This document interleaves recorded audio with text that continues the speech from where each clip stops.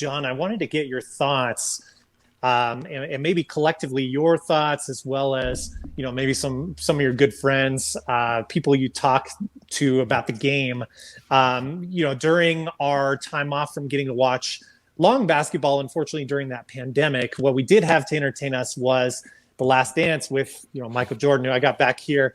I wanted your thoughts just on that documentary overall and what it did for you host Gen Z Hoops. I wanted your thoughts just on what that documentary did for Michael Jordan's reputation for Gen Z.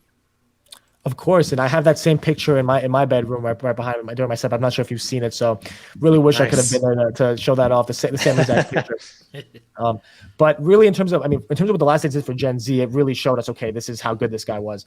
Because a lot of people, a lot of times it's so easy to forget. People forget how not really how good Jordan was, but kind of just how it happened. It's funny, like my father watched it with me, and he was around during the time, but he wasn't that into basketball. And he goes, "Oh my God, Michael Jordan retired."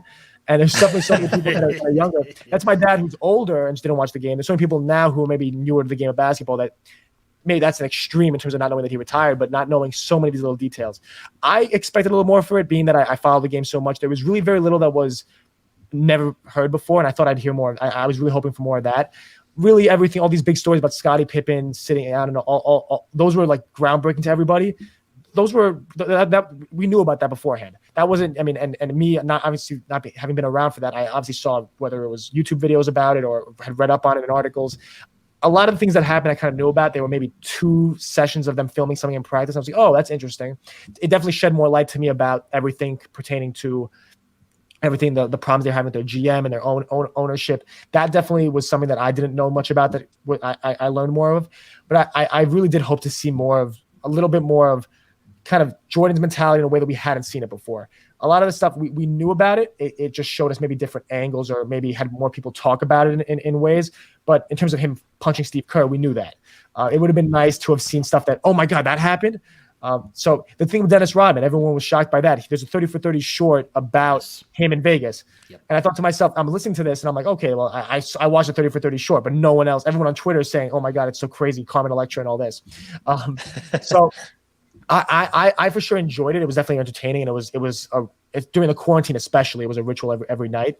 And it definitely was a huge motivation for the podcast, because whether it's thinking about having the right mentality to be competitive and to for me, it was trying something new, but really just be the best of yourself in something that you love. For me, it's basketball. The podcast is much more than a podcast to me. It really just pertains to how I want to show that I am whether it's I could talk about how I'm passionate for the game all the time. I can come on your show or go to a job interview and say, well, Justin and Matt, please believe me, I'm passionate about the game of basketball. And maybe if you hear me talk for 30 minutes, you'll know that. But most people don't have time to listen to you talk for 30 minutes. If you're in a job interview, it's not gonna happen. Even probably you'll need more time than that. The goal with the podcast was similar, and the Last Dance, of course, was a huge inspiration for that. Whether it's even a lot of other people started podcasts and credited Kobe for it, and we all draw inspiration from our idols like Michael Jordan and people like that. The podcast really was a living and breathing collection of how much I love the game. So if you ask me, okay, do you have determination, or how can you show that? I'll say, okay, look, I posted an episode every single day in the new year. So today's the 25th. I'm at episode 25. Before that, it was 3 times a week on the interviews in Big Fellas Basketball. If you want to know how I know the game, or maybe it's how I can network with people, listen to see some of the guests I've had on, see how I interact with them. So that's what I would hope kind of came out of that. And I would think The Last Dance was, because it happened. The Last Dance finished in the end of May. I launched the podcast in June. It definitely was a big inspiration for me. Finally doing something I wanted to do for such a long time. Awesome. John, I agree with your sentiments exactly. Matt and I spent a lot of times reviewing this documentary. As Matt knows, I kind of felt guilty not loving it like everybody else did, by the points that you outlined. Just the Dennis Rodman thing, not only that short, but the Bad Boys documentary. And also, I'm a huge pro wrestling fan, so I knew all about him, doing the whole thing with Hulk Hogan as well. I remember being a young kid watching that live. So I was expecting from the documentary a lot of just unseen, unheard stories. I think such as the security guard, them gambling before the game started, stuff like that. I like that. That was good. I want to ask you, following up on that documentary, there seems to be a lot of just an older generation of that era. So it's, Shaq, Charles Barkley, and the newer generation, and there's a clash between the two. And we saw that outlined with Donovan Mitchell and Shaq on Inside the NBA. And we've seen this with Shaq, I think Charles too, with Draymond Green, and Shaq with JaVale McGee and Dwight Howard. Now, that's our other guest this too. What do you think of just the generational clash of the game? Because it just seems, for instance, I mean, you coach, so this is actually a good question to ask you.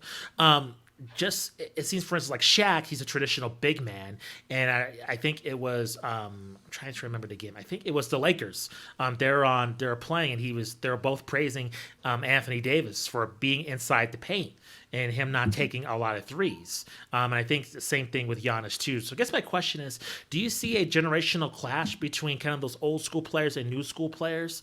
And then also with the Last Dance, even from a competitive standpoint of just, when Jordan played, he was considered heartless and he was considered very cutthroat. But yet he hung out with Charles Barkley and they, golfed and gambled. So it's not like it was such a, cutthroat mentality. So I guess, what do you make of just the kind of that, there's a generational clash just between like the era that we see now from LeBron on compared to, I guess, the Jordan era and before that? Of course, and I would say this clash between generations even expands further from players and past players, who there's only so many of them, to fans, right? And maybe even anyone that enjoys the game. There's that generational clash.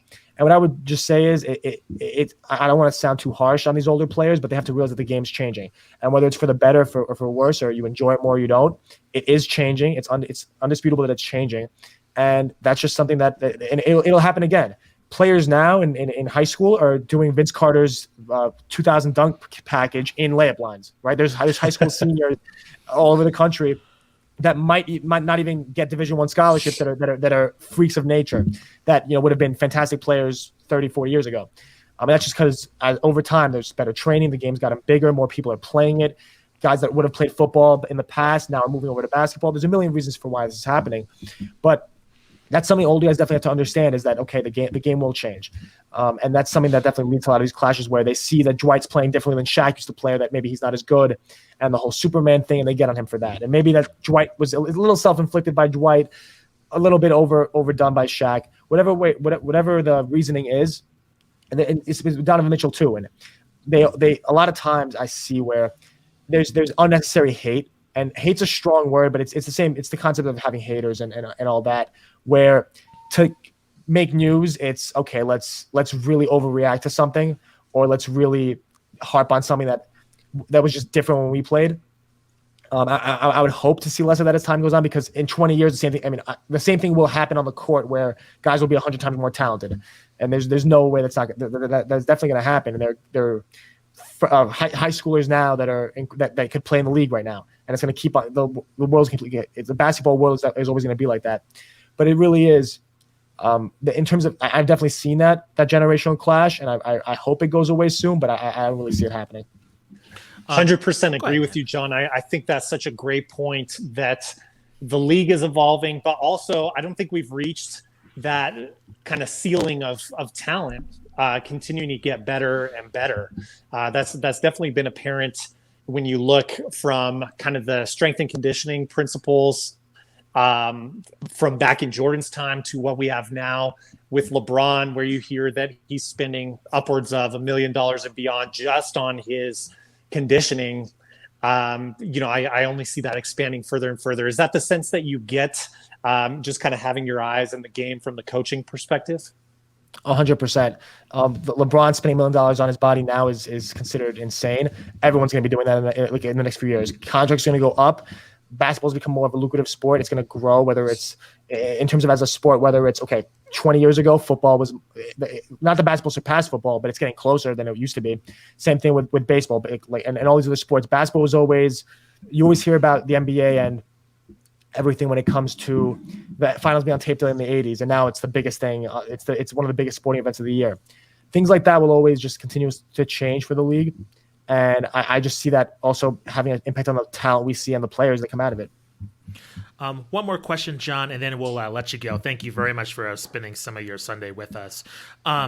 I want to get your thoughts where you see the NBA season going from here. We've seen a lot of games postponed. There's unknown if they're going to be made up. We could have a possible scenario like we saw with college football where the two teams in the national title game had vastly different records. Do you possibly see that when we get into another bubble or with the play-in games? And if that does happen, if we do get a scenario in which the Lakers make it out of the West, or and then in the East, you might get to see a team that people perceive as weak. Do you think that's going to dilute this season? What do you make of what's going to happen in the months ahead? I would say that it doesn't really make too much of a difference to me, at least, because I'm not a big believer in asterisks. I think that if you to win 4 playoff series is incredibly difficult, and you could say that about any season. Any season, there's never been a season where, like, as good as the Warriors were, where it was guaranteed. Right, injuries are a part of the game. Styles make fights, and that's why some teams that are more talented lose to teams that are less talented. There's so many times in NBA history where one shot changed the course of history. Last year, 2 years ago, the Toronto Raptors won the championship after needing a shot to bounce 4 times to go in. They went to double overtime in Game 3 against the Bucks. I was at that game, and everyone hates me for it because I as a Greek American, everyone I know loves Giannis, and Giannis is God to me almost, and I don't say that lightly. But I went to that game and watching they went to 2 overtimes. Someone makes a free throw other than Giannis. Let's say they win that game, and his whole career is different. Yeah. But on the Raptors' perspective, they're that close to going down 3-0 and potentially losing that series. And then against the Warriors, KD, all that stuff happened.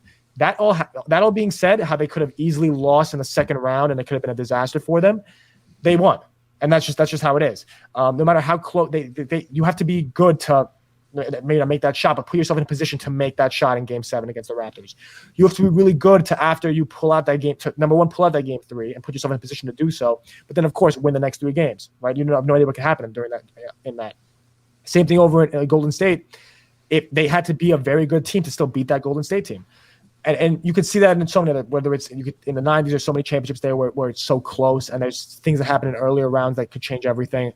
I would say that no matter what happens this season, the team that wins will have deserved it. Could you make the argument that, okay, they wouldn't have won it under different circumstances? Of course. And you could say that about any team ever. Would they have won it if we were in a 1-2-2 in a 1-1-2-2 format instead of the right now? You could say that about anybody, but that could always change. Would the Heat have won if the AC didn't blow out in 2014, right?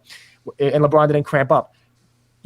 There's always going to be what ifs. The team that wins won the championship. To me, it's that simple.